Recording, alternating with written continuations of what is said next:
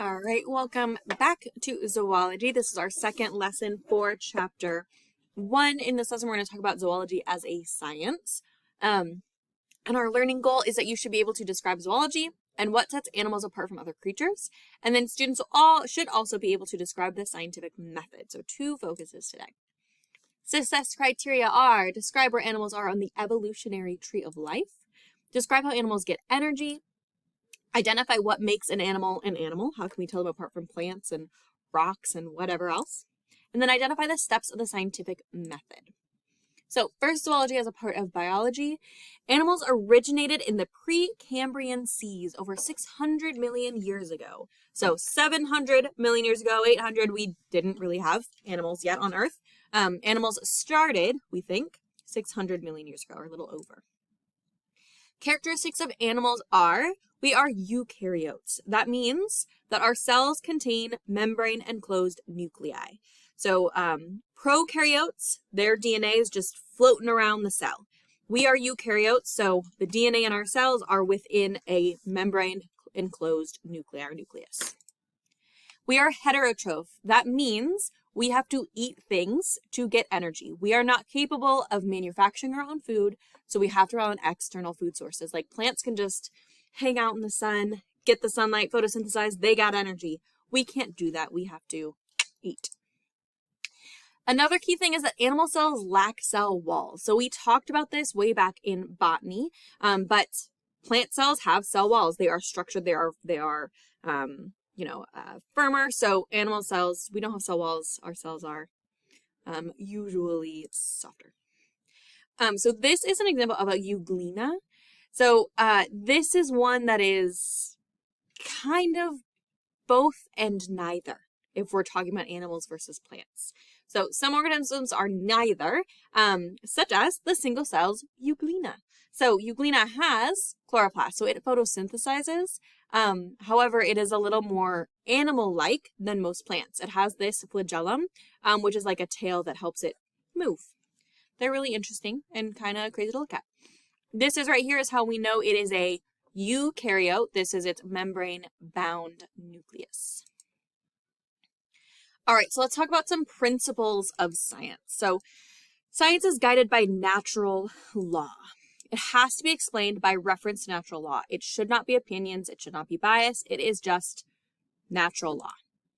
It should be testable against the observable world. So if we have an idea or thought in science, we should be able to test it, and it should show true in the observable world. And the conclusions of science are tentative and therefore not necessarily the final word. This is one thing that a lot of people who don't have a science background kind of struggle with, in that scientists almost never will say, this is the final truth, because we know in science that we are constantly learning, constantly growing, constantly discovering new things, where we have to make adjustments to what we previously thought because we have gained new knowledge, which is why science is constantly changing. Science is falsifiable, which means we are trying to prove things to be whether they are false or not. So usually when we test something, we don't say, yes, this is the 100% right thing. We just say, okay, this isn't the wrong thing. All right, scientific method. Hopefully at some point in your science learning, you have gone over the scientific method. We're going to go over it again today because scientific method is important. And even though this isn't what most people think of when they think of a typical science class that we're doing the scientific method applies to so many things, including zoology and how we get the information that we're learning in zoology. So it is a hypothetico-deductive method. It requires the generation of hypotheses to potentially answer questions. So we come up with hypotheses to answer a question that we asked, and then we test it. So using this method in general, hypotheses may vary, but they should predict future observations, and they should be falsified.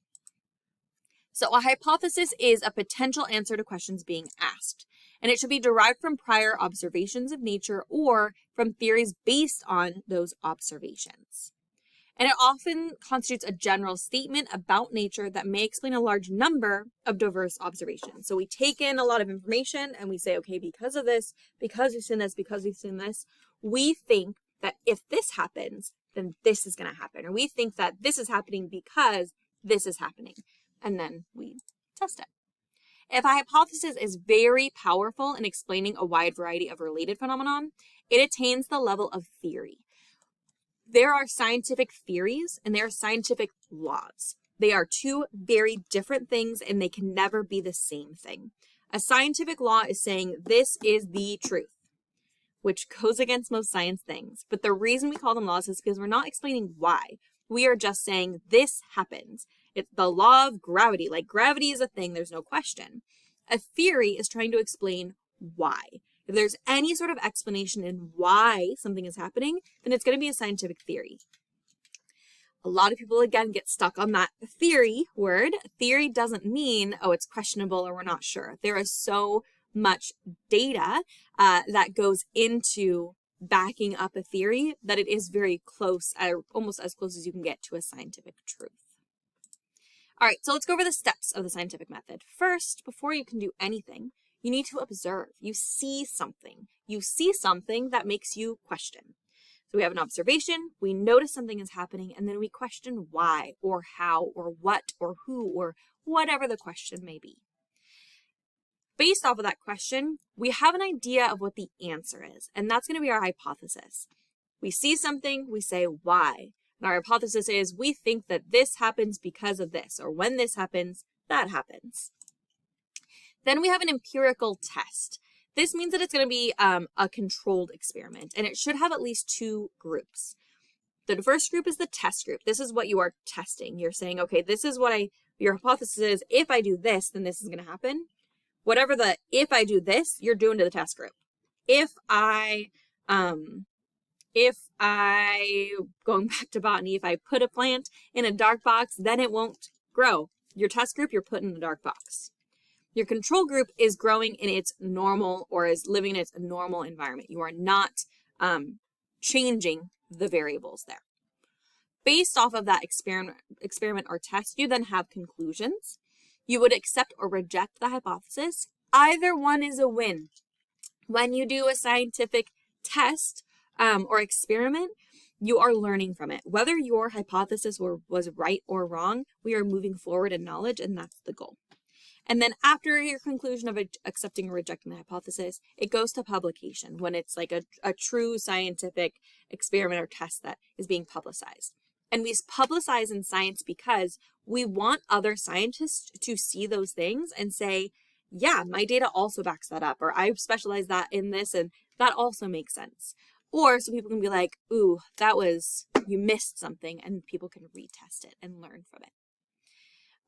So one example in zoology of an experiment observation is light and melanic forms of the peppered moth, Biston Betularia. They're the dark and the light on an unpolluted countryside. That's what we see here. So it's really easy to see that black moth, not so easy to see the melanic or the light moth.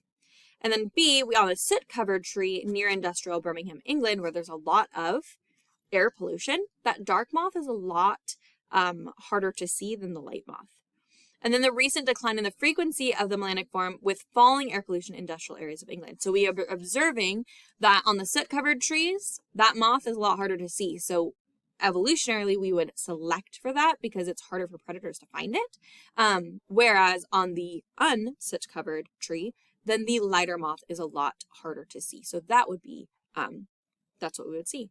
But what we're seeing in those populations is after the Industrial Revolution, the dark moths, their population went up because as trees got soot covered, they were harder to find. But with the air pollution going down significantly, late 70s, a lot of laws changed with air pollution. Now the lighter moths are going to increase and the darker moths are going to decrease in their population. So we can see that, we can question, we can test.